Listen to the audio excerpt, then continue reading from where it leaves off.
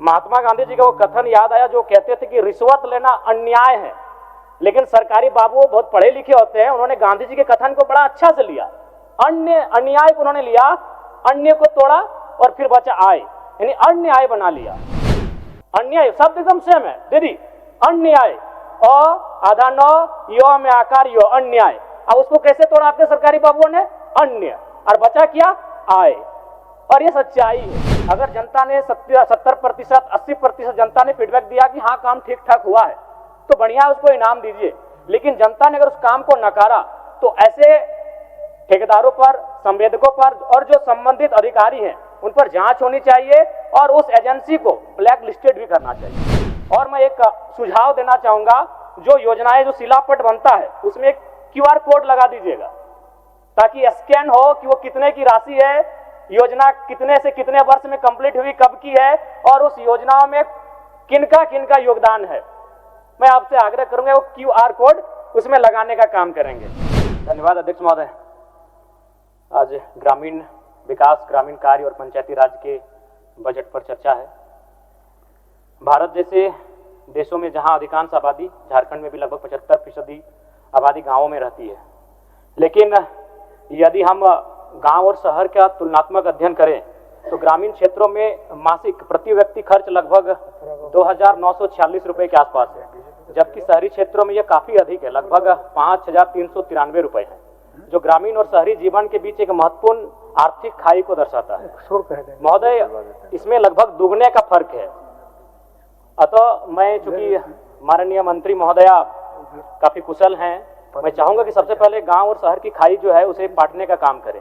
और गांव की जो योजनाएं हैं, विशेषकर मनरेगा की योजनाएं, अबू आवास की योजनाएं, इन योजनाओं में आज भी कहीं ना कहीं बिचौलिए बहुत ज्यादा हावी हैं, जिस कारण क्या है कि ये योजनाएं गांव पे आती हैं, धरातल पर आती हैं, इस बात में दो मत नहीं है, लेकिन लाभुक को रिश्वत देकर उन योजनाओं का लाभ लेना पड़ता है। महात्मा गांधी जी का वो कथन याद आया जो कहते थे कि रिश्वत लेना अन्याय है, लेकिन सरकारी बाबू बहुत पढ़े लिखे होते हैं, उन्होंने गांधी जी के कथन को बड़ा अच्छा से लिया। अन्याय को उन्होंने लिया, अन्य को तोड़ा और फिर बचा आय, यानी अन्याय बना लिया। अन्याय शब्द एकदम सेम है दीदी, अन्याय आधा नौ यो में आकार यो अन्याय। अब उसको कैसे तोड़ा आपके सरकारी बाबुओं ने? अन्य, और बचा क्या? आय। और ये सच्चाई है। और मैं आपको सचेत भी करना चाहूंगा दीदी, क्योंकि आपके विभाग के तीन पूर्व मंत्री, आलमगीर साहब अभी जेल में हैं, एनोस साहब और हरिनारायण साहब जेल की यात्रा कर चुके हैं। ये एक ऐसा विभाग है जिसपे पूरे राज्य की नजर है और इसका इतिहास भी आप देख लीजिए। इसलिए मैं आपको सचेत भी करना चाहूंगा कि आप सावधान रहिएगा, बड़ी मेहनत से यहां तक आई है। थोड़ा सा JSLPS की मैं बात कर लूं। महिला सशक्तिकरण और आजीविका पर काम करती है। ला, रेशम, तसर रेशम उत्पादन और वनोपज पर आधारित उद्योग जैसे टोकरी बनाना, पत्तल बनाना आदि स्थानीय रोजगार के महत्वपूर्ण साधन है। और मैं मानता हूं और आप विशेष बात पर ध्यान दें, क्योंकि अगर गोवा की आज औसत आय 3.57 लाख रुपए और सिक्किम की औसत आय 2.92 लाख रुपए हैं, जिनमें महिलाओं का एक महत्वपूर्ण योगदान है। अध्यक्ष महोदय, ग्रामीण विकास में सड़क निर्माण, पुल निर्माण बड़े महत्वपूर्ण होते हैं, क्योंकि विधायकों की एक जवाबदेही बनती है। और बहुत सारे विधायकों ने इस बात को उठाया कि पिछले वित्तीय वर्ष में कई ऐसी अनुशंसाएं हुई जिनमें कार्य नहीं हुआ है। इस बात को मानिए, मैंने आपको कई बार कहा है।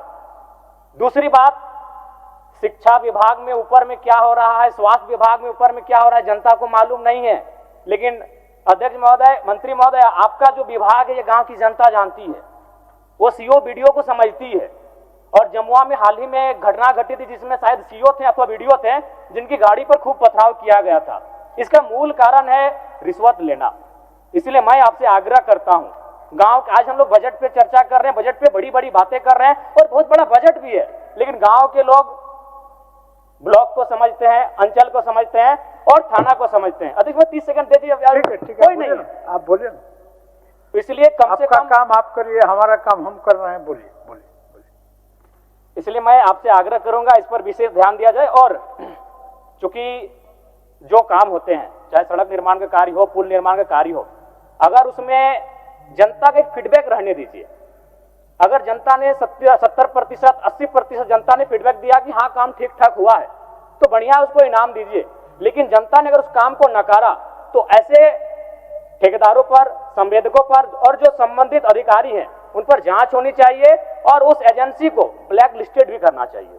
और मैं एक सुझाव देना चाहूंगा, जो योजनाएं, जो शिलापट बनता है उसमें एक QR कोड लगा दीजिएगा ताकि स्कैन हो कि वो कितने की राशि है, योजना कितने से कितने वर्ष में कंप्लीट हुई, कब की है और उस योजनाओं में किनका किनका योगदान है। मैं आपसे आग्रह करूंगा वो QR कोड उसमें लगाने का काम करेंगे। और ज्यादा समय नहीं लेंगे अध्यक्ष महोदय, चूंकि आज आपको भी बहुत जल्दी निकलना है। धन्यवाद आपका।